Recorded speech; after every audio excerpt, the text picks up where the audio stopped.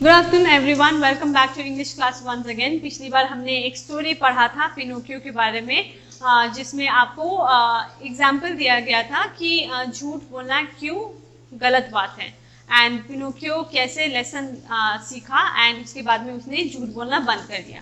So today we will do the exercise of the chapter. Okay,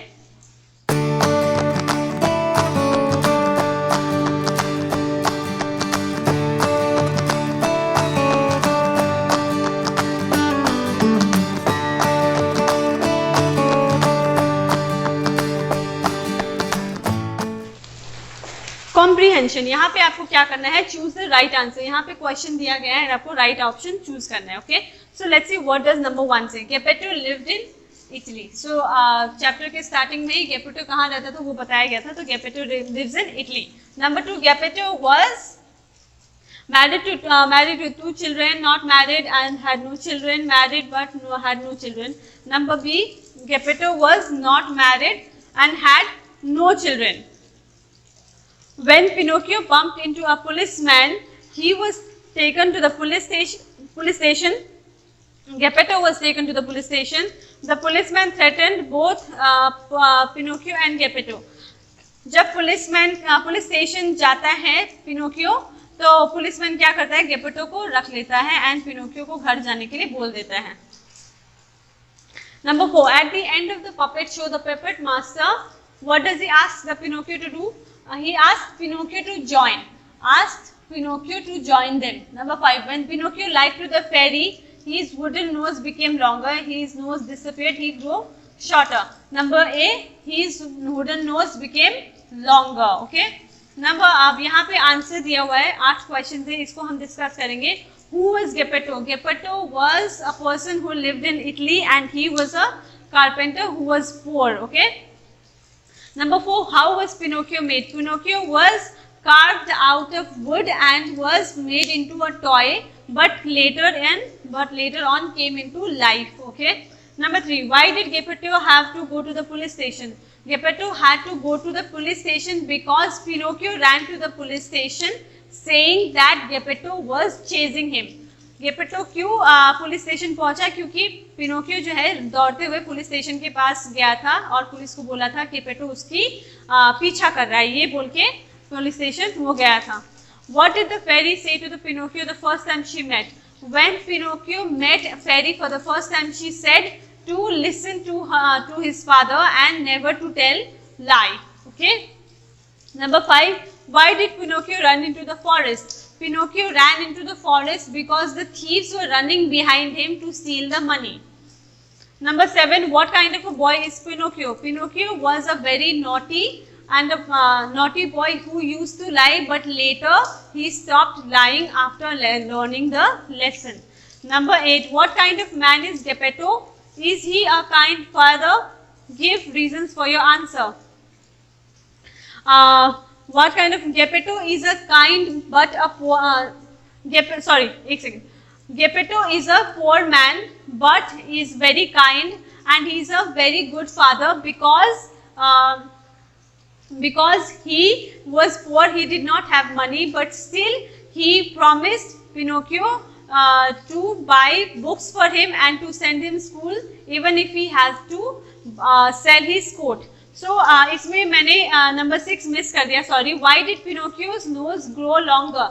Pinocchio's nose grew longer because he was lying. Every time the fairy asked him question, he was lying. तो जब fairy उसको question पूछ रही थी तब तक वो झूठ बोल रहा था एंड तब तक उसका नाक जो है लंबा होते जा रहा था। Know your values. Good things happen to us when we try to be good. Do you agree after reading the story? Why or why not? तो यहाँ पे क्या बोला जा रहा है, good things happen to you when we try to be good.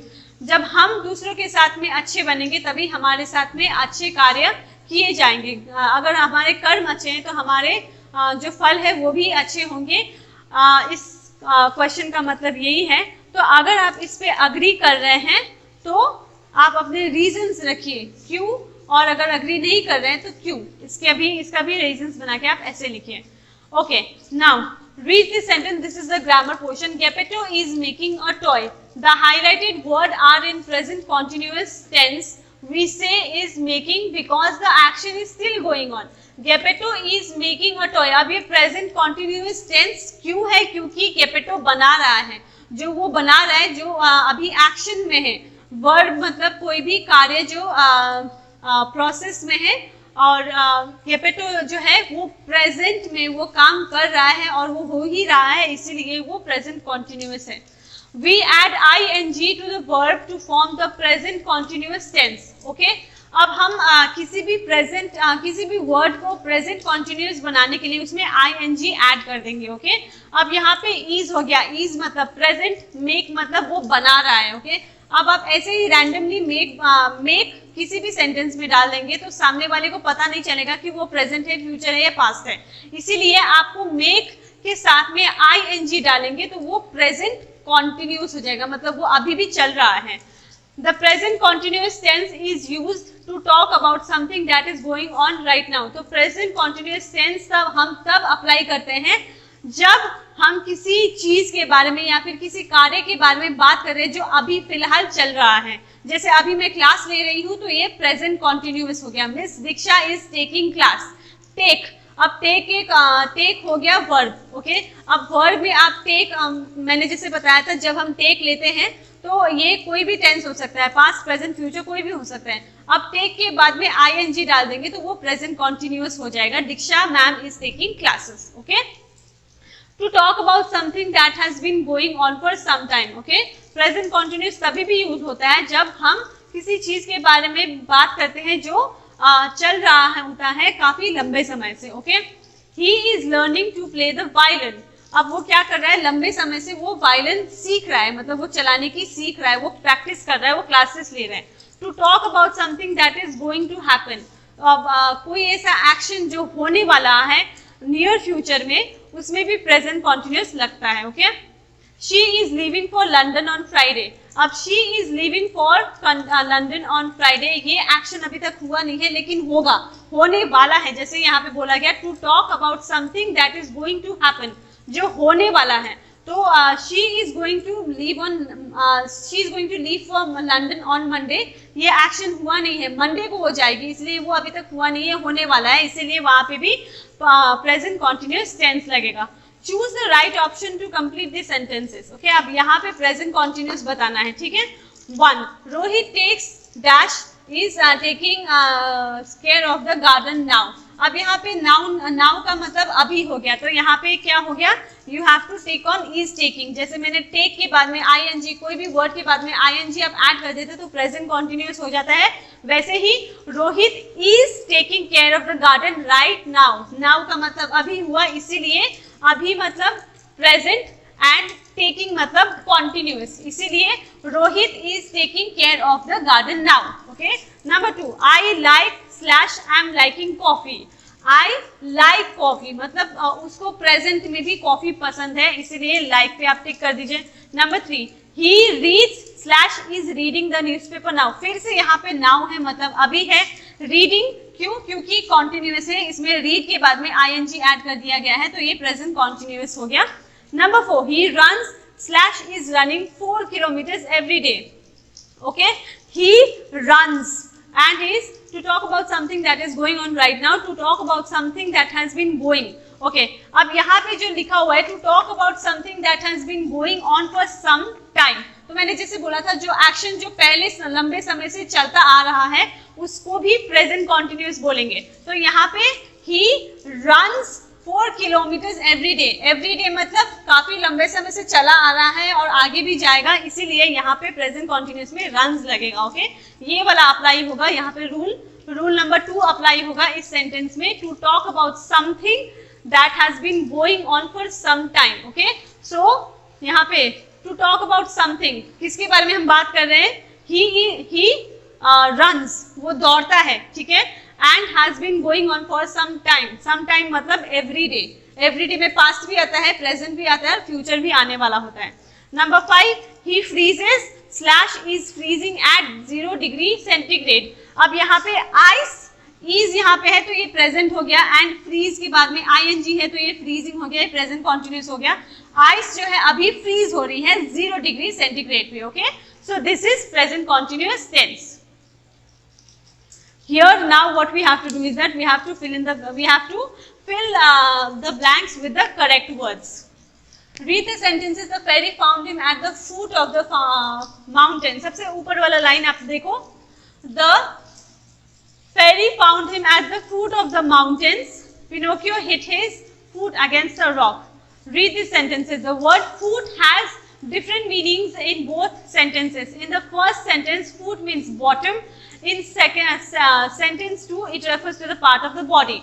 So यहाँ पे जो फूट वर्ड है उसका दो मीनिंग है. एक फूट जो है जो ग्राउंड लेवल होता है, जो सरफेस होता है, और दूसरा जो हमारे बॉडी का पार्ट होता है, जो जिसको हम एड़ी बोलते हैं. Okay, fill in the blanks. Use a word from the box to complete the sentences in each set. तो आपको ये येलो बॉक्स में से वर्ड उठाने और उसके सही जगह पे डाल देने. Okay, number 1, her dress caught on dash sticking up out of the table.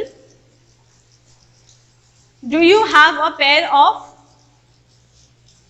Her dress caught on a sticking out. यहाँ पे आपने देखा कि यहाँ पे बस एक एग्जाम्पल दिया गया है कि एक वर्ड जो है फूट, उसका दो मीनिंग है. ठीक है, यहाँ पे वैसे येलो बॉक्स में एक वर्ड दिया गया है जिसके दो मीनिंग्स हो सकते हैं. ठीक है, एंड एक ही वर्ड के लिए यहाँ पे दो सेंटेंसेस बनाए गए हैं. तो आपको एक सेंटेंस करके वहाँ पे दोनों सेंटेंस में एक ही वर्ड को जो सूटेबल होगा आपको फिल करना है. Her dress caught on a dash sticking out on the table. Her dress caught on a nail. नाखून से उसका जो कपड़ा है, नाखून से उसका नाखून उसका टेबल पे अटका हुआ था. And do you have a pair of nail clippers? एक नेल क्लिपर्स होता है जो कपड़ों को चापता है, और एक जो है हमारा नाखून होता है. Number 2, what lovely dash you have grandmother. What lovely hand you have. The teeth of your new comb is very sharp. Sorry, यहाँ पे teeth होगा, hand नहीं होगा. What lovely teeth you have, grandmother said. And the teeth of the new comb were very sharp. यहाँ पे एक तो हमारे दांत के बारे में बात किया जा रहा है, एक कंघी के बारे में बात किया जा रहा है. Number 3, he banged his head on the car as he was getting in. Number B, she was the head girl, मतलब स्कूल की वो head girl थी. Number 4, you have to hold my hand again when we cross the road. And he is very caring and he is ready to lend a helping hand, मतलब मदद करने के लिए हमेशा रेडी रहता है सबको. His hand, your sweater is hanging on the hand of the chair. Okay, his hand hurt after the injection, and your sweater is hanging on the hand of the chair.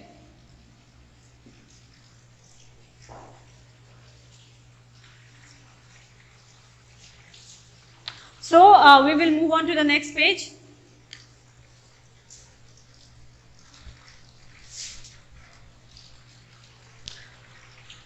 अब यहाँ पे क्या करना है? Imagine that you need to ask somebody for help. How would you? Here are some polite ways of asking for help. आपको यहाँ पे basic manners के बारे में बताया जा रहा है कि अगर आप किसी से हेल्प मांगना चाहते हैं तो डायरेक्टली आप जाके उसके बारे में बात नहीं कर सकते थे. मुझे आपसे हेल्प चाहिए, आप ये कर दीजिए, वो कर दीजिए, ऐसे नहीं बोल सकते. यहाँ पे क्या करना पड़ता है? यहाँ पे 3 ऑप्शन दिए गए हैं. Would you please help me with this? I can't manage by myself. तो अगर आपको किसी चीज को मैनेज करना है जो आपसे नहीं हो रहा है, मान लीजिए आपको बड़ा सा टेबल हटाना है, ठीक है, आपको हेल्प चाहिए, तो आप क्या बोलेंगे? Would you please help me with this? I can't manage by myself. अब would यहाँ पे क्यों लगेगा? would का हिंदी वर्ड होगा क्या आप मेरी मदद कर सकते हैं? इस टेबल को यहाँ मैं इसे अकेले संभाल नहीं पा रहा हूँ. ठीक है, would का हिंदी वर्ड होगा क्या आप मुझे इसमें हेल्प कर सकते हैं. ठीक है, अगर could लगाना है तो would you please help me with this? I can't manage to be I can't manage by myself. Okay, यहाँ पे भी आपको वही यूज करना है, क्या आप मेरी मदद कर सकते हैं. Number B, would it be possible for you to help me? तो आप अगर आपको पूछना है कि सामने वाला कंफर्टेबल है कि नहीं आपको हेल्प करने में, तो आप पॉसिबल पूछते हैं। क्या आपके लिए ये पॉसिबल हो सकता है कि आप मेरी मदद करें? Would it be possible for you to help me with this? I'd like some help from you, please. Please, hope it's all right with you. So, अगर आप polite way में, आपको 3 वे में, there are 3 ways to ask help. That is, I'd like some help from you. Please help. It's all right with you. Help if it's all right with you. Imagine that a person receives advice or an offer of help. How would that person say that she or he accepts it? So, मान लो किसी ने imagine a person receives, तो किसी ने किसी से एक सुझाव रिसीव किया है, मतलब किसी ने आपको एक सुझाव दिया है, तो आपको उस प्रस्ताव को कैसे रिएक्ट करना है इसके बारे में बताया गया है। That's a very good idea, thank you. Of course I didn't think of that, many thanks, that's a very kind of you, I will. So ये 3 पॉजिटिव आंसर्स आप दे सकते हैं, मतलब यस बोलना है तो आपको बस बोलना है that's a very good idea, thank you, आपने एक्सेप्ट किया। ऑफ कोर्स, क्यों नहीं, I think of that, many thanks, of course क्यों नहीं, मैं क्यों नहीं करूँगा। That's a very kind of you, that's very kind of you. These are the 3 options you can accept someone's advice. Suppose now that the person concerned does not accept the advice or help, what does one say? Being polite and indirect is very important in such a situation. तो मान लो यहाँ पे advice दिया जा रहा है, इस advice को अगर पोलाइटली एक्सेप्ट करना है तो ये 3 ऑप्शंस दिए गए हैं। अगर आपको पोलाइटली मना करना है तो कैसे करना है ये देखिए। That may be a good idea, let me think about it. ये अच्छा आइडिया होगा लेकिन मुझे इसके बारे में पक्का सोचना है। Number 2, I think on the whole idea I'd rather not, thank you all the same.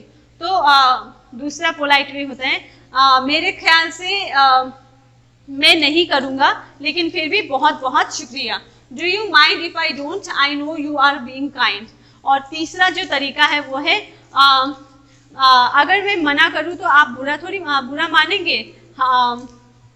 I know आप काइंड बन रहे हैं, आपने मुझे एडवाइस दिया, लेकिन आप आई होप कि आप बुरा नहीं माने कि मैं आपको यस ना बोलूँ।